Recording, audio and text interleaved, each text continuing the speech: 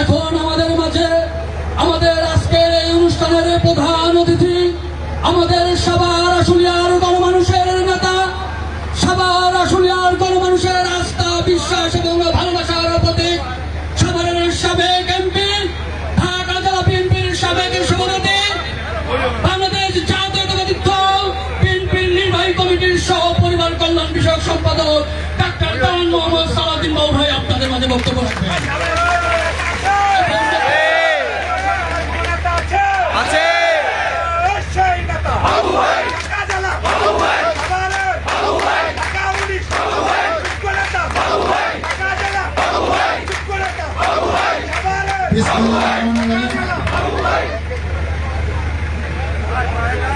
বৈষম্য বিরোধী ছাত্র আন্দোলনে যেসব শিক্ষার্থী ভাই ও বোনেরা নিহত হয়েছেন তাদের স্মরণে বিএনপি উদ্যোগে আজকে এই দোয়া মিলাদ মাহফিলে সম্মানিত সভাপতি, এই ইউনিয়নে বিএনপি সভাপতি আমির শিরানি, উপস্থিত আছেন বিএনপি বিভিন্ন পর্যায়ে এই সভা, আশুলিয়া পৌরসভা, বিএনপি অঙ্গ সংগঠনের বিভিন্ন পর্যায়ে নেতৃবৃন্দ, উপস্থিত এলাকাবাসী, আসসালামু আলাইকুম। আজকে প্রথমে আমি কৃতজ্ঞতা ধন্যবাদ জানাই যে এই শিক্ষার্থী ভাই বোনদের আন্দোলনের ফসল আজকে এখানে দাঁড়িয়ে আপনাদের সামনে নতুন করে দুটি কথা সাহসিকতার সাথে বলার সুযোগ পেয়েছি। আমি যারা শহীদ হয়েছে আন্দোলনে তাদের আত্মা মাগফিরাত কামনা করছি, এবং যারা আহত হয়েছেন এখনো চিকিৎসা আছেন তাদের পরিবার যেন এই সুখ বইতে পারে। মহান আল্লাহ তাআলা এই তাদেরকে যেন ব্যস্ত নসিব করে যারা মারা গেছেন, এবং তাদের জন্য সুস্থ করে তারা যেন আবার সেই পড়াশোনায় ফিরে যেতে পারে, এবং তারা যে কারণে এই কষ্টটা করেছেন আমরা সবাই মিলে সেই গণতন্ত্র সেটা যেন আমরা ধরে রাখতে পারি, সেই জন্য আমি সকলের সহযোগিতা চাই। আজকে বিভিন্ন একটা ঐতিহ্যবাহী ইউনিয়ন, এক সময় এলাকা দীর্ঘদিনের চেয়ারম্যান ছিল মজিবুর চেয়ারম্যান, আপনার সাথে অনেক ভালো সম্পর্ক ছিল, এবং এক সময় এটা একটা অবহেলিত এলাকা ছিল। এই আমরা কিন্তু এই 2001 সাল থেকে এখানে কিন্তু নতুন ধরনের রাস্তাঘাট যেগুলো থাকেন, অনেক রাস্তাঘাট হয় নাই, অনেক রাস্তাঘাট করার সুযোগ হয়েছে। তখন আলালকে আমরা চেয়ারম্যান বানিয়ে কিন্তু একটা ব্যাপক অনেক বেশি বেশি আসছি এবং অনেক কাজও করার চেষ্টা করছি। আজকে অনেকদিন পরে এই মুখলেস রহমান ভাই থেকে ভালো লাগছে যে ওনারা যে কি সাহসী ছিল আপনারা জানেন না। আমরা তখন বিএনপি, হয়তো আমিও বিএনপির সাথে সম্পৃক্ত, 90 সালের আগে 27 নম্বরে সে বিএনপি অফিস ছিল। খালাদাজি আরে এই লোকটাকে দেখে, এই মুখলেস শোনো, কে এই লোকটাকে? তখন দেখছি যে মুখলেস ভাই কি জিনিস। এখনো তো পরিস্থিতির কারণে এমন একটা স্বৈরা শাসকের হাতে ক্ষমতা ছিল, সেখানে এলাকায় কাউকে সম্মান দেওয়ার প্রয়োজন মনে করি না। সবাই পদ চায় না, সবাই চেয়ারম্যান হতে চায় না, কিন্তু সবাই সম্মানটা চায়। আমি আমার যোগ্যতা অনুযায়ী সম্মান চাবো, সেই সম্মানটাই কিন্তু 15 বছর এই বাংলাদেশ থেকে উঠে গেছিল। যে নামাজ পড়ে না হয়ে হলো মসজিদ কমিটির সভাপতি, আওয়ামী লীগের সভাপতির সাথে মসজিদ কমিটির সভাপতি সম্পর্ক আছে। জমি দিল, টাকা দিল, মসজিদ বানাইলো, তারও কোনো খবর নাই। একটা স্কুলের সভাপতি লেখাপড়া করে না, বঙ্গলম, ও বলে আমি স্কুলের সভাপতি, কলেজের সভাপতি। এই যে একটা জিনিস করছে, লাভ কিন্তু হয় নাই। সব কিছু উপকৃত করে পুলিশ, আনসার, বিডিপি সমস্ত কিছু আপনি চেয়ারম্যান, মেম্বার সবই আপনার লোক, তাহলে আপনি পড়াইলেন কেন? আল্লাহ যে উপরে আছে ভুলে গেছিলেন না? নামাজ তো পড়েন নাই।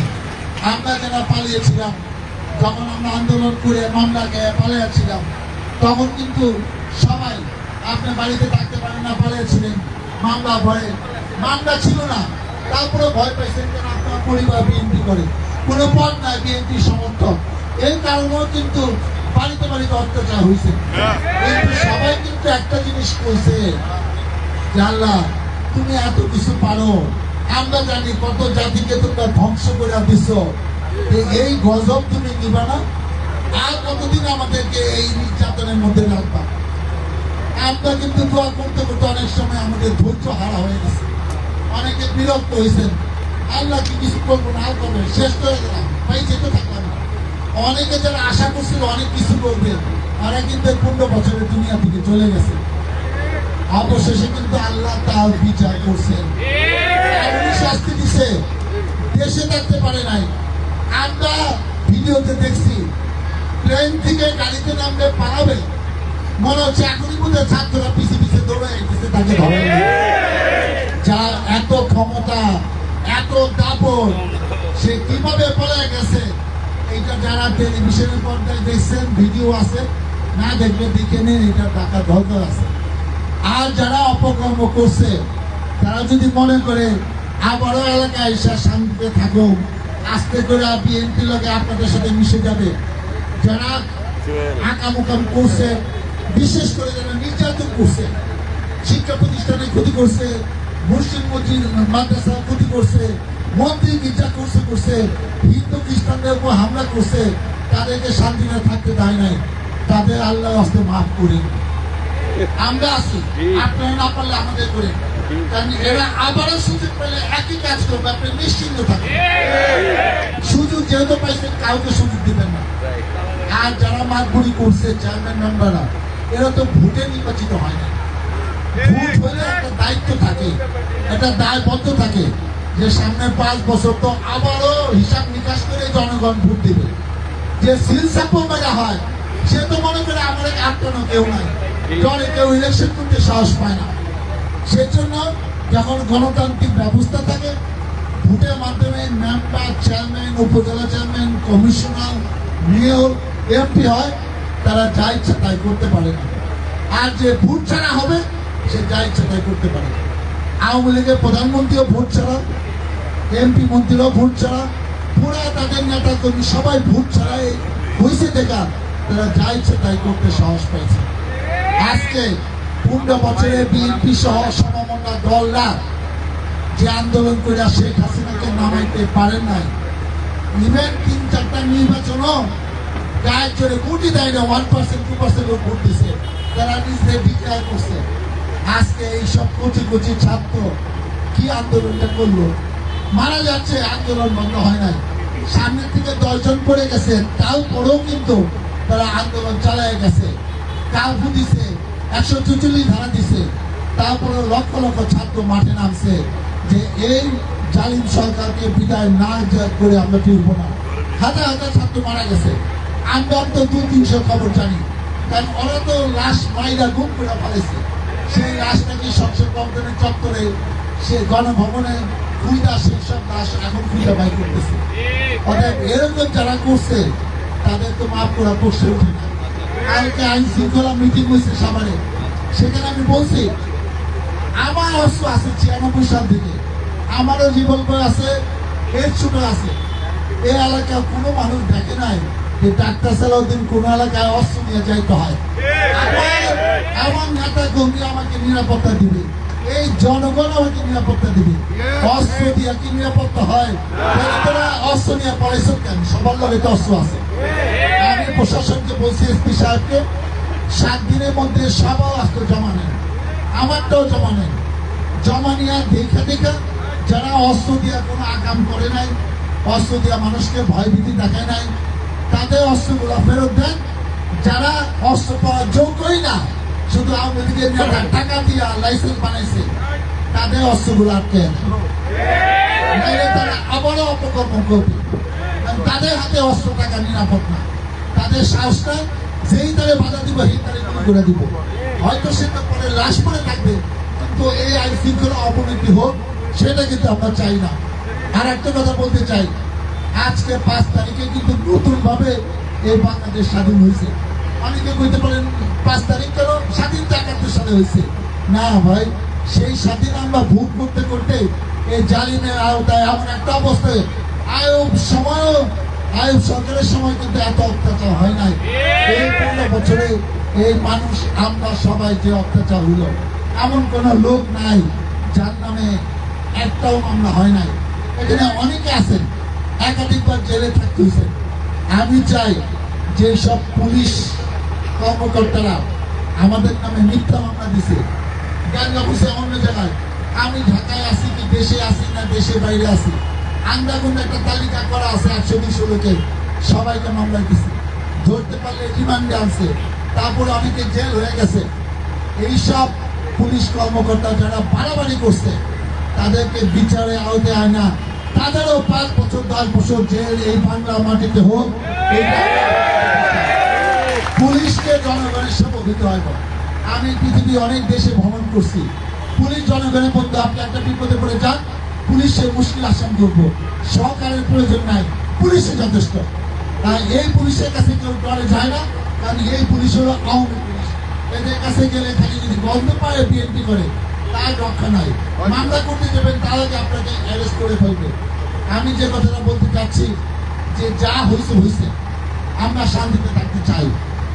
হিন্দু মুসলমান খ্রিস্টান ভাই ভাই, এই যে আমাদের বিকাশ চন্দ্র দাস ভাই যে কথাটা বললেন, অনেকে অনেক কথা বলতে পারে, অনেক জায়গায় বিচ্ছিন্নভাবে কিছু ঘটনা হলেও হতে পারে, সাভারে কিন্তু হয় নাই। আপনারা যেরকম সচেতন ছিলেন, আমরাও কিন্তু দলীয় নেতা কর্মীকে বলে দিচ্ছি এইসব মন্দির গির্জা হিন্দু বাড়ি খ্রিস্টান বাড়ি হামলা হবে না।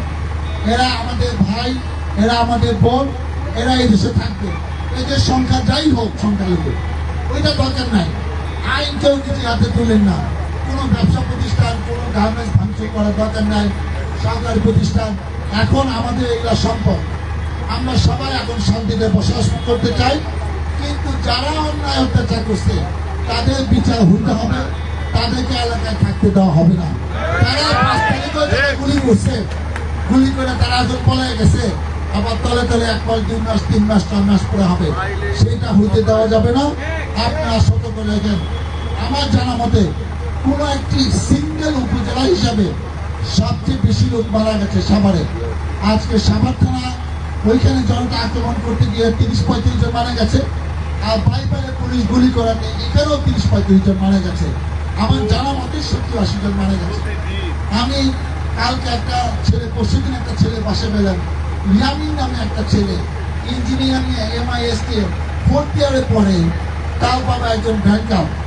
আপনারা অনেকে ভিডিওতে ভাইরাল দেখছেন কিনা, সাজোয়া জান থেকে একটা লাশ ফালাইয়া দিচ্ছে, ব্যাংকটাউনে থাকে সেই ছেলেটা, সাভারের ছেলে। সে 5 তারিখে যখন পরের দিকে পুলিশ টুলিশ সব পালিয়ে গেছে, সে সাজোয়া জানেও পড়ছিল, তখন আশেপাশের থেকে 2 জন পুলিশ এসে খুব সামনের থেকে তাকে গুলি করছে, তার বুকটা ঝাঁঝা হয়ে গেছে। এবং আমি নিজে দেখছি যখন গাড়ির থেকে তাকে ফালাইয়া দেয়, তখনও মনে হয়েছে হয়তো ছেলেটা বাইকে আছে। এখন আপনি রাস্তায় আধা ঘন্টা পরে থাকলে তো এই জাম তো এতক্ষণ থাকবে না। 1 মিনিট বন্ধ থাকলে, 10 সেকেন্ড বন্ধ থাকলে তো জীবন শেষ। এরকম ভাবে আপনারা এরকম 25 ছাত্রছাত্রীদের মেরে ফেলছেন। এমন শুধু তাই না, আরো যেদিন দেশ স্বাধীন হলো, যেদিন ঘটনা ঘটলো, ওই জন্য শত শত হাজার হাজার ছেলে সারা বাংলাদেশে মারা গেল। কেন? তারা যাওয়ার সময় অনেক গুলি করে গেছে, অনেক পুলিশ আছে, সেই পুলিশকে বাংলাদেশে, সেটা নিয়ে আমার সন্দেহ আছে। সব কিছু তদন্ত করতে হবে, সব কিছু ব্যবস্থা করতে হবে। আমরা চাই যে আমরা শান্তিতে থাকতে চাই। বিরোধী অবৈধতা এলাকা ছিল, এখনো অবৈধতা বলার সুযোগ নাই। আপনার যেগুলো যে কোনো জায়গায় মোটরসাইকেল নিয়ে 10 মিনিটে বিরোধী এই পর্যন্ত থেকে ওই পর্যন্ত যেতে পারবে। অতএব আমরা আপনাদের সাথে আছি, এই এলাকায় আপনাদের মাঝে আবারও আসবো, যতবার বলেন ততবার। আজকে আমি এই যে বিকাশ চন্দ্র দাসকে বলতে চাই, আপনাদের কোনো অনুষ্ঠান থাকলে আমাদেরকে বলেন, আমি আমার নেতৃবৃন্দ সেখানে আসবো। দেরি আছে, অন্য কোনো অনুষ্ঠান যদি থাকে আমাকে দাওয়াত দেন, সবার সামনে আমি কথা দিলাম আমি আসবো। আপনারা যদি কোনো পরিস্থিতির কারণে আমার সাথে আলাপ করতে চান, ঢাকা যাইতে হবে না, সবারই পাখিটা উল্টা দিকে আমার বাসা, সেখানে আমি আপনাদের সাথে হিন্দু খ্রিস্টান পরিষদের সাথে কথা বলতে আমার কোনো আপত্তি নেই, সেখানে বসে কথা বলবো। আমরা চাই এটা শান্তি বাংলাদেশ, একটা শান্তি সবাই, শান্তি মিলিয়ে আপনাদের সবাইকে নিয়ে আমরা করতে চাই। যারা বিশৃঙ্খলা করে, যারা খারাপ, তারা খারাপই। আমাদের দলেও কেউ যদি বিশৃঙ্খলা করে, গোপনে আমার কাছে নাম দিয়ে, আমরা কাউকে প্রশ্রয় দিব না। কারণ সামনে কিন্তু ভোটের মাধ্যমে আমাদের জিতে আসতে হবে মানুষের সেবা করার জন্য, এইটা কিন্তু ভুলে গেলে হবে না। আজকে ছাত্ররা যে আন্দোলন করলো, তাদের রক্ত কিন্তু বৃথা গেলে হবে না। তারা আমাদেরকে মুক্ত করছে, তাহলে তো আমাদের আরো 5 বছর পরে থাকতে কেউ জানতাম না। অর্থাৎ তারা যে কষ্টটা করে জীবন দিয়ে যেটা করে দিল সেটা আমরা রক্ষাও করতে পারবো না, ভালোভাবে রক্ষা করতে হবে। দুর্নীতিমুক্ত বাংলা চাই, এত দাপট দরকার নাই। এই যে আজকে বলছি যে আপনাদের বেশি বর্তে না, আমরা কিছু বক্তৃতা দেবো, কিছু মূল্যবান কথা বলবো, তারপর আপনাদের ছেড়ে দিব। মিটিংয়ে এসে 2 ঘন্টা বক্তৃতা শোনার দরকার নেই। যে এলাকায় যাবো সে এলাকার সমস্যা কি সেটা শুনবো, এত বক্তৃতা শোনা কাজ হবে না। এখন আমরা কাজ করতে চাই, মানুষের সেবা করতে চাই, মানুষের বিপদ থেকে উদ্ধার করতে চাই। আমাদের অতীত হয়তো ভুলভ্রান্তি ছিল, কিন্তু আমরা আর ভুলভ্রান্তি করতে চাই না। আমরা একটা সুন্দর বাংলাদেশ আপনাদের নিয়ে বলবো। আপনারা আমার জন্য দোয়া করেন, আমাদের নেতৃত্বের জন্য দোয়া করেন। আপনাদের ভোটে যাতে বিএনপি ক্ষমতা এসে মানুষের জন্য সত্যিকারের সেবা করতে পারে, মহান আল্লাহ তাআলা আমাদের সবাইকে যেন সেই তৌফিক দেন। আপনাদের পাশে আমি আছি, আপনাদের সাথে আমি আছি। কোনো অন্যায়কারীর সাথে আমি যাব না, আমি আপনাদের কথা দিলাম। সে আমার দলের হোক, কাছের হোক, যেখানেই থাক। আপনাদের আমার জন্য দোয়া করেন। সবাইকে নিয়ে আমার সুন্দর বাংলাদেশ, সুন্দর সভা, সুন্দর বিভিন্ন করবো, এই প্রত্যাশা ব্যক্ত করে আমি শেষ করছি। আল্লাহ হাফেজ, বাংলাদেশ জিন্দাবাদ। এখন একটি মিলাদ হবে, মিলাদের বিতরণ হবে, আমাদের পরবর্তী বেতনের শেষ। আপনারা সুশৃঙ্খল পাবেন, আমাদের সহযোগিতা করেন। এই দোয়া। এখন যে সকল ছাত্র জনতা তাদের আত্মহত্যের মাধ্যমে দ্বিতীয়বারের মতো দেশ স্বাধীন করেছে, সেই সকল স্কুলকারী ছাত্র নেতাদের রোহের মুক্তির কামনা এবং যারা এখনো হাসপাতালে মৃত্যুর সাথে পাঞ্জা লাগছে, অসুস্থ, তাদের সুস্থতা কামনা করে আমাদের মাঝে দোয়া অনুষ্ঠিত